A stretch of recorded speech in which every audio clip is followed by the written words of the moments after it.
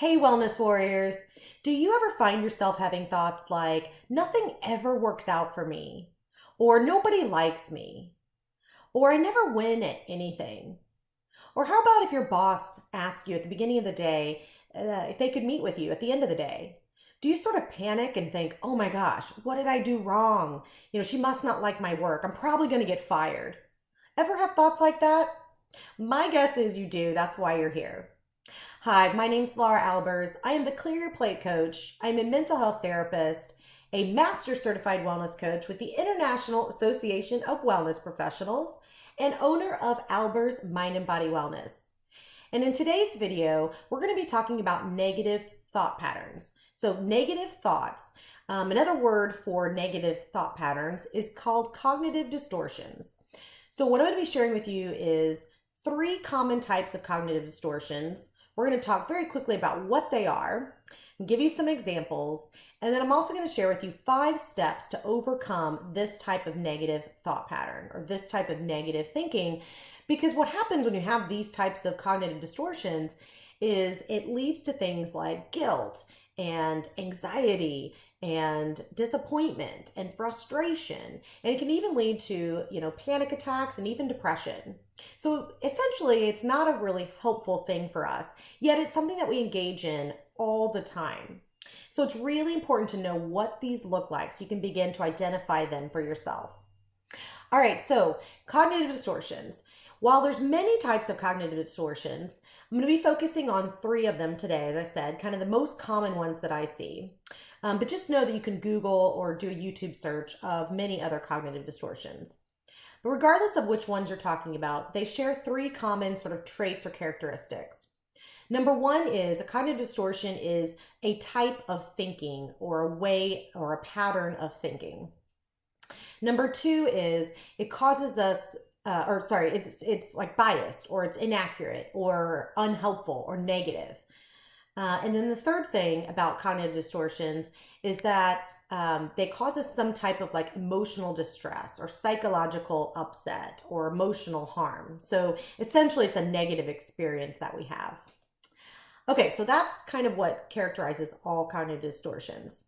Now let's sort of move into 3 of the most common types. The first one I want to share with you is black or white, all or nothing thinking. And I like to call this one zebra thinking because it's kind of visual of that black or white. And so if you think about it in that way, you can kind of look for times that you've engaged in zebra thinking. So this is when you think in absolutes or extremes. So it's either you're like way over here or you're way over here. So it's often in relation to our own personal characteristics or qualities. And the problem with zebra thinking is that it sets us up for this chronic sort of disappointment because, when our expectations are really exaggerated or they're unrealistic, we can't meet them, at least not all the time. And so then we end up feeling badly or really critical of ourselves. So whenever you catch yourself saying things like, I never win anything, or nobody likes me, or nothing ever goes right for me, or I always say the stupidest things, you're engaging in zebra thinking. So it's words like always, never, ever, nobody, everybody. Those are very common zebra words. So if you find yourself saying those things, just know that you're very likely engaging in zebra thinking. All right, the second type of cognitive distortion I want to share with you is called mind reading. And this is when we are assuming what other people are thinking. Okay, we make lots of assumptions when we're engaged in mind reading. And this one I see all the time. And I know I've been there myself too. So it's when we imagine sort of what's going on in someone else's head. But we do it in a way that's often biased and inaccurate. So essentially, it's often negative. We don't tend to think positively when we're doing this. We tend to think very negatively when we're doing this. So, some examples of this might be, let's say you're going to meet some girlfriends for happy hour and you're wearing this new outfit and you're fully expecting them to compliment you on it and say how great you look and they don't say anything. And so what do you sort of assume or think in your head? You think, oh, they must not like my outfit, or oh, they must not think I look very good. Or as I think a lot of us do, we might think, oh my gosh, they must think I'm fat. Well, none of those things actually happened. Like, no one actually ever even said that. But yet, that's often where our mind goes. Can you relate? Or maybe another example is, let's say when your spouse or your partner comes home from work and you say hello, you go to greet them, and they really don't say anything. They don't say hello back. And so you assume, oh my gosh, they must be upset. And more specifically, they're probably upset with me, right? But there's so many other possible explanations. It could be that they were on the phone and you didn't realize. It could be that they were just thinking about something else and their head was just kind of, not with you. Or maybe they didn't even hear you. So there's just so many other explanations. But for mind reading, when we mind read, we assume that we know what the other person is thinking. And we make all of these assumptions, and they're generally very negative. We only give one possibility when there could be many possibilities or explanations. A final example of that is, let's say you've gone out on a date with somebody for the first time and you'd like to go on a second date. And so you text them and say, hey, do you have any interest in going out again Saturday night? And they don't respond. And so you assume they're not interested, right? But there could be so many other explanations. It could be they just haven't had a chance to respond yet. Maybe they're at work, and they just haven't had a chance to see it yet or respond. Maybe they didn't get it. Or maybe they are actually interested, but they're kind of playing hard to get.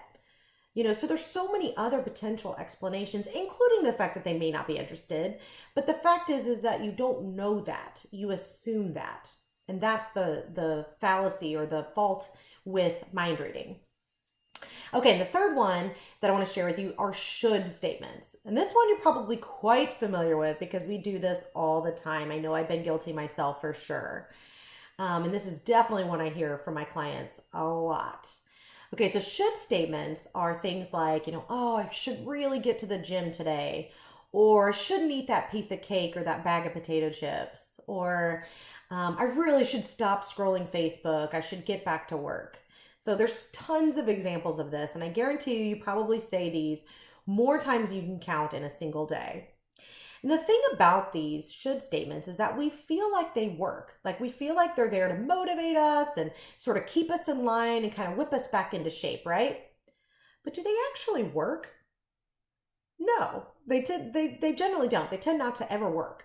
And part of that is because subconsciously, by nature, we tend to defy authority, even when the authority is ourself.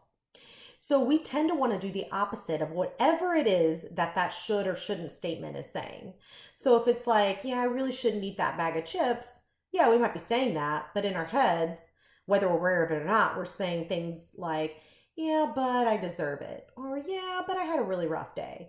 Or yeah, but I'll just start eating healthy tomorrow. Right? I know you can relate to this.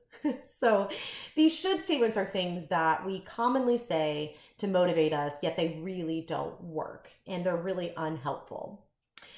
Okay, so those are the three very common types of cognitive distortions. Again, you can look up other ones and so that you really know what the full array of cognitive distortions are. All right, so now that we're familiar with at least a few of them, let's talk about 5 steps to begin to shift this so that you can start to overcome and eliminate these cognitive distortions so that you can have healthier, happier thoughts and essentially a healthier, happier life. All right, so step number 1 is to identify it, right? As with most stages of change or most things that we want to change, we first have to be aware of it. Okay, so one way to do this is to really start noticing these types of cognitive distortions in other people. Now, word of advice, I would not probably point it out to other people because, spoiler alert, people don't tend to really like when you point out their faults, but do with it what you will if you want to take that risk. But it's helpful to see it in other people because often we can't see it in ourselves. So you might want to start with other people and just simply notice if they're using these things like zebra thinking or mind reading or should statements. Just simply start to notice it. And then you can sort of start to notice it then more in yourself. So being aware is really, and identifying is really step number 1. Step number 2 is to challenge it. So we really want to start to see the evidence or find the evidence or ask for the evidence. So when we find ourselves saying things like, nobody ever likes me or nobody likes me, we can stop ourselves and say, wait a minute, is that true? Can I think of at least one other person that does like me? If so, then it's not a true statement and we're engaging in a cognitive distortion. Or, for example, with mind reading, if we're stuck in only one assumption of somebody's behavior or we're assuming their thoughts, then it's a challenge to us to come up with at least one, if not maybe three other alternatives to explain the situation, or to three other types of assumptions that we could make. So the key is to get out of this like limited thinking. Then step number 3 is to stop the double standard. Okay, so what I mean by this is that we have, almost all of us do this, we have one set of rules for everybody else around us and then a different set of rules for ourselves. So the set of rules for everybody else often includes things like, they can be imperfect, they can make mistakes, they can, make flaws or have flaws or be imperfect, all of those things, but yet we can't.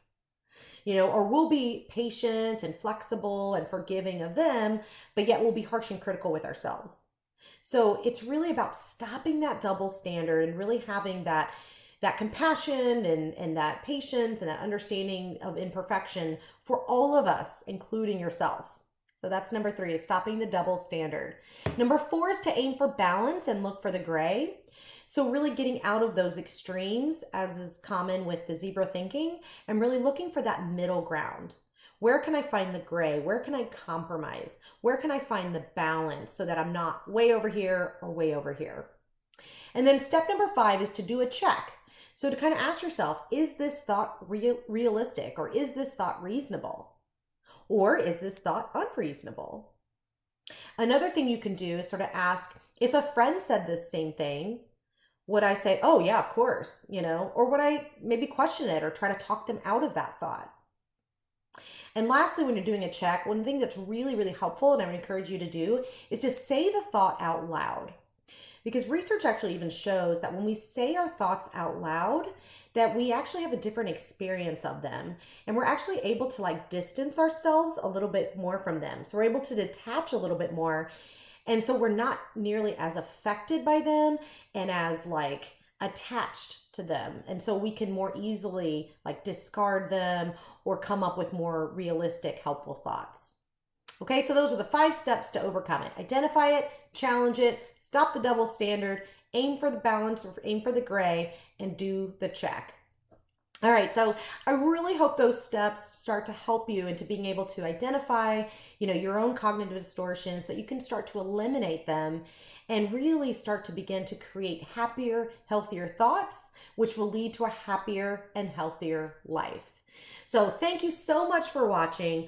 For more bite-sized tips on all things health and wellness, check out my website at www.alberswellness.com, where I have free wellness videos posted, as well as you can get signed up for my free 7-day self-care challenge via email. And I would also love for you to reply to this video below and let me know about your own cognitive distortions. Which one resonated the most with you, and which step are you going to take to start to overcome it? And lastly, I would love for you to consider subscribing to the IAWP's YouTube Wellness channel, and you can find the links in the notes below. All right, thanks again for watching, and I will see you soon in the next video. Bye for now.